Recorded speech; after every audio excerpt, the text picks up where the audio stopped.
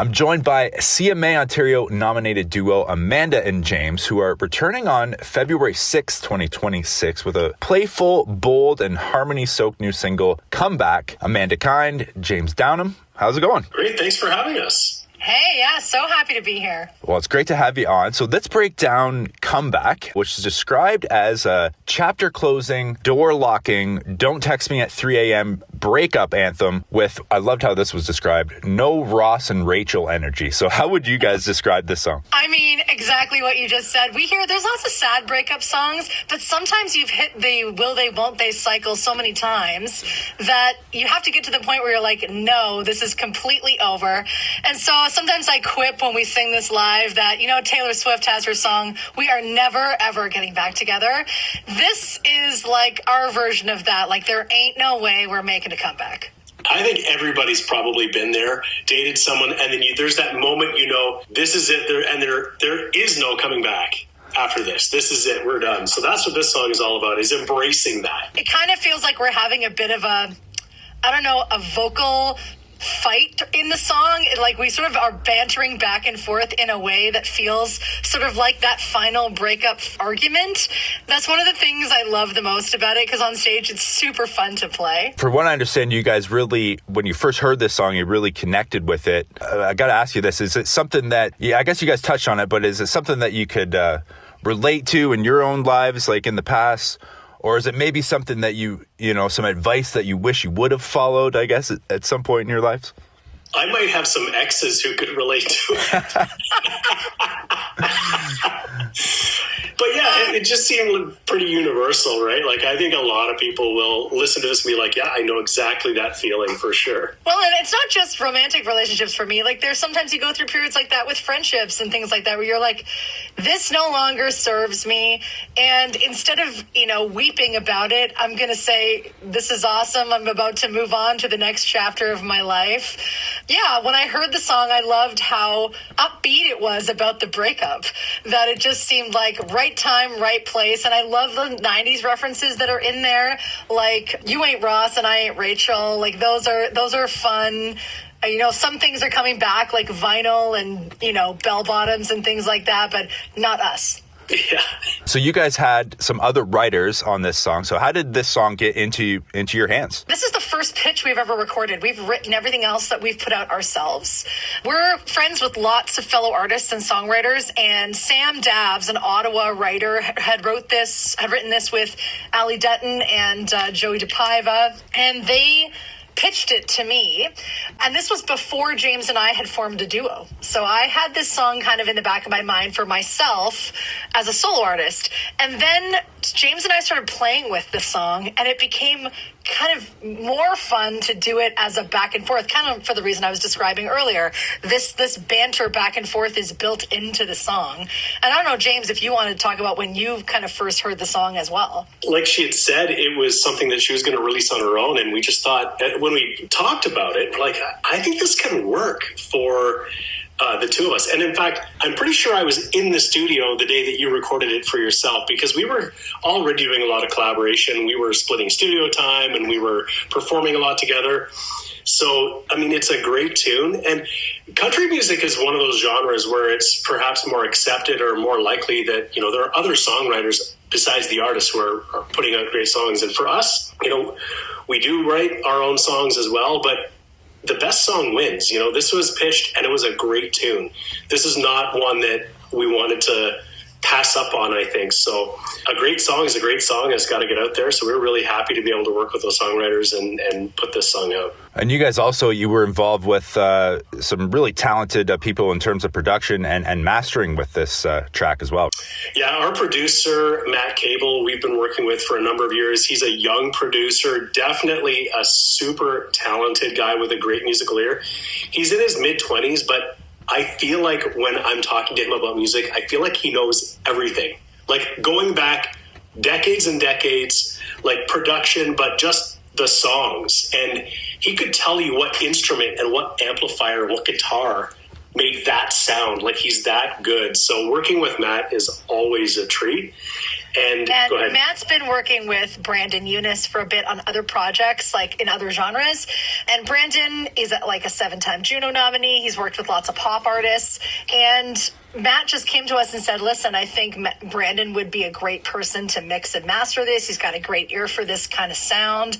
And it was a really cool thing to work with somebody new for us. And we love the way that Brandon brought all the elements together. So, yeah, we consider ourselves very fortunate. This year's been awesome for us. We've had lots of awesome opportunities to do cool things and to work with great people. Oh, that's excellent. So Comeback, dropping February 6th in 2026, which is only a couple months away. Is this song part of a bigger project? Yeah, I mean, 2026, I think, is going to be a pretty great year for us. Like, it'll be busy, but we're doing a lot of writing right now.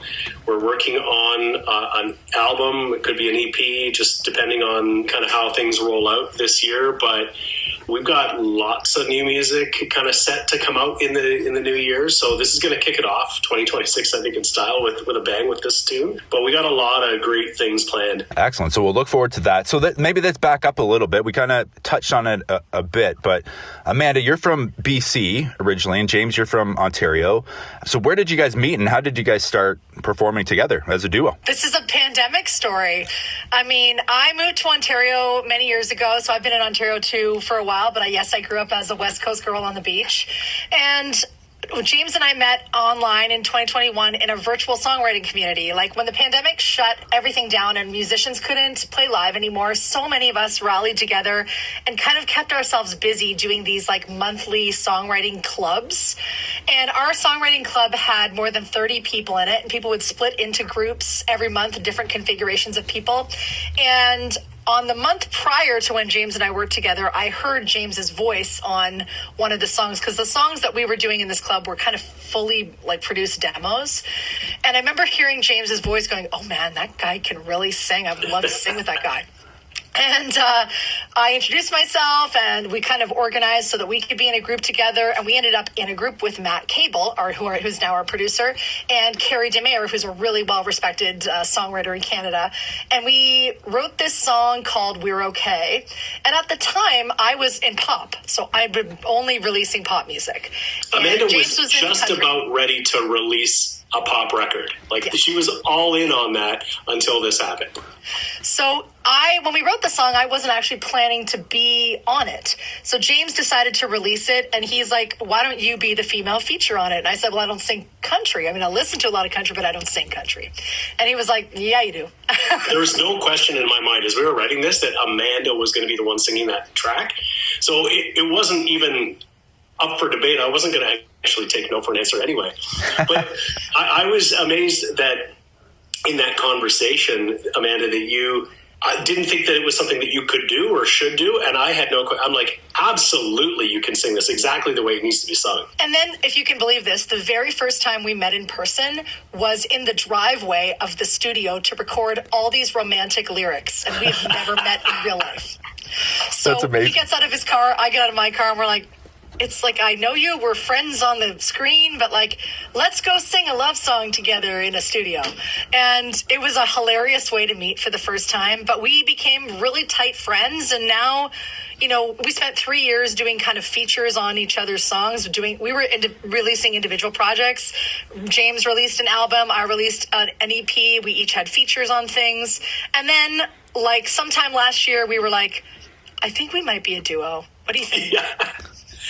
We were going to the studio, booking time together. We were performing all the time together because then we could sing our duets. Mm-hmm. We were releasing music together. It just why aren't we doing this officially? So that's how that all kind of came about. It just made complete 100% sense. And that's ironic too, because this is the second interview that I've done that's went back to the pandemic, that both you guys and the other artists that I was talking to formed in the pandemic. So it's just so cool to, when you think back to that time, you think of the confusion or the dark elements of it and how it caused some chaos.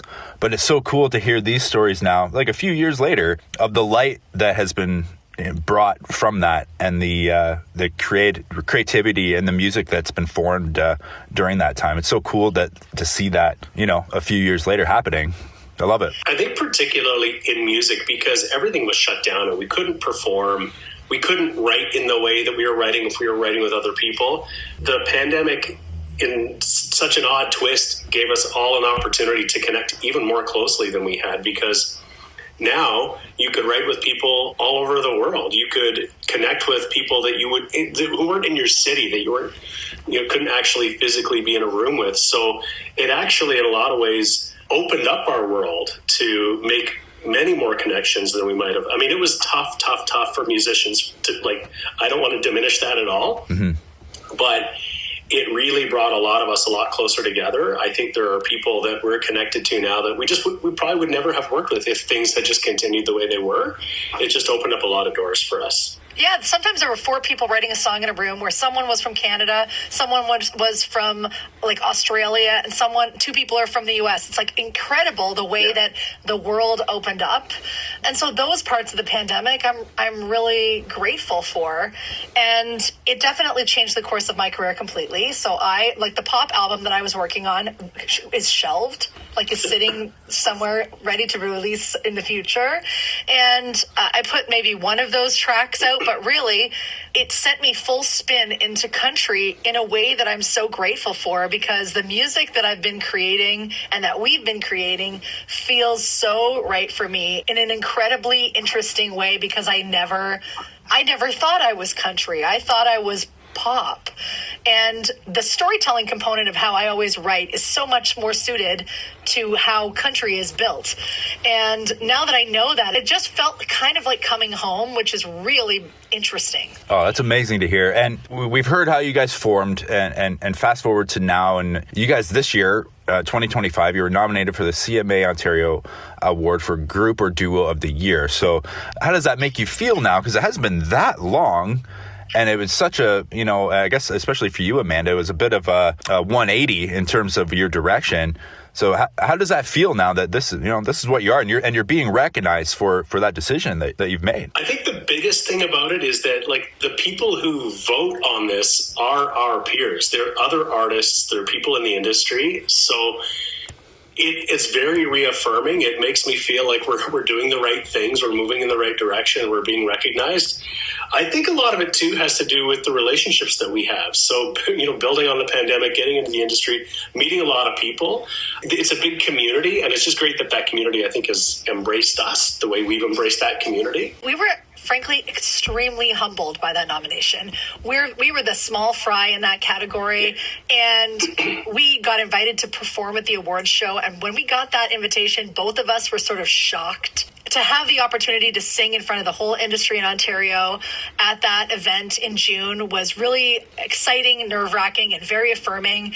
And that single event opened up a ton of doors for us. Then just literally the day after that, we got an invitation from a booking agency. We ended up getting an invitation from Canada's Wonderland to do a main stage live performance. And then Toronto Hot Country featured us as the breakout artist of the week. It could happen really quickly. Yeah. And so I think we just keep looking at each other going, holy smokes, how is this all happening? We both kind of worked really this for a lot of years to get any one of those opportunities. Yeah. And so to combine forces and get as many things as we got this year, I think we just are so grateful. That's all I can say. Well, congratulations on it all. And you guys have been described as, a dynamic blend of vocal chemistry and on-stage charisma. So, Amanda, you can talk about James and what he brings, but what are some of those, and vice versa, what are some of those finer details that each of you bring to this duo that, allow for that on-stage chemistry and allow for that dynamic blend? Well, James is like Captain Fun Times. And that is good for me because I'm the queen of serious. So being as focused as I am, his playfulness toward me just brings out my playfulness. And I'm often on stage laughing at him, but trying to cover it up. And we have a great time out there. Both of us love singing complicated stuff that's really like hits high notes and is soars. And we're both fans of those big epic sounds. And when you find someone who also has the vocal capacity to do those things, it is like addictive to sing with someone else who has that kind of power. And James is Captain Optimism too. So I'm really, we've become really tight friends, and those are the things that really, I think, show on stage. We have tons of fun. In any setting, whether it's an intimate concert or a festival, we're having a great time. And then we can shift on a dime and do something that's really emotionally charged. And both of us, I think, sink into songs very easily. We're both pretty emotionally driven. And so that feels very aligned for me. And I'll let James speak for himself. Yeah, I agree with all the things that you're saying in that, first of all, it is a huge treat for me to be able to share the stage and sing with Amanda.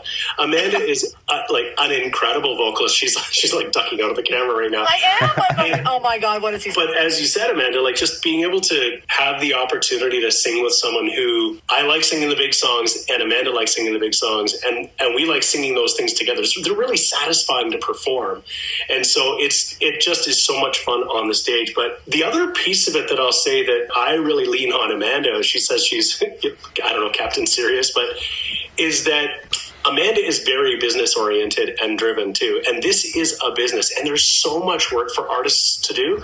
And we both knew that as individual artists, but working together is so much easier and better because we can each play to our own strengths on the business side of things as well. Right. So Amanda's got a marketing background. She can get a whole business plan together really quickly, and I can do the funny shtick on the social media or whatever. But it's so having an equal business partner is huge because there's just so much work to do. I mean, and that's not to speak to all the artistic things that Amanda brings to it, but it's been incredible. I think this just over a year that we've been doing this sort of officially. I pinch myself when I think about just sort of what I feel we've accomplished in that time. I'm really looking forward to this next year and what kind of mayhem the two of us can get into. It does feel like mayhem sometimes. Sometimes he does something on stage and I'm like, what? If he goes into the audience, how am I going to stop him? And I say that lovingly because it's obviously it's working with the audience and everyone's cheering, whatever, but we'll have a plan for something and I'll sort of say let's kind of do this here. And then I can't fully trust because he's spur of the moment going to do, which is great and fun and spontaneous and keeps things lively. I will tell you that, as a solo artist, some of those things don't work as well when there isn't someone on the stage to give the crowd the eye roll. Right. So, James, I'll have to ask you this. Has Amanda made you sign some type of a partnership agreement that says no crowd surfing at all during any live performances? That's a good idea. Yeah. My lawyer is currently reviewing the paperwork that she sent me. It was too long for me to look at. No doubt. A lot of fine print. No doubt. You guys also have some shows already announced, some live performances, some in Mexico and one in Ontario. So tell me about, where people are going to be able to see you live. Well, we're lucky. We have kind of two factions of our business. So we have our Amanda and James live set, which is all countries, a mix of covers and originals. But we also have this tribute show that we do called Time of My Life, The Greatest Duets in Concert. And it's a very different from other tribute shows. We don't dress up as the artists. Nobody wants to see me dressed up as Dolly Parton. Or me, for that matter. And we are kind of host the show as Amanda and James, and we go through all kind of the biggest duets that people know and love. We also inject our originals kind of into the set as well. So people get to know us as artists, but they also get to hear all those satisfying duets that, Shallow and, From This Moment and Need You Now, and even stuff like The Prayer and Ain't a Mountain High Enough. And that show is really picking up steam for us. So we're going to perform it in a couple places, including Mexico. And we're starting to book that more. And we're kind of hoping that we'll get some more festival stuff in the summer.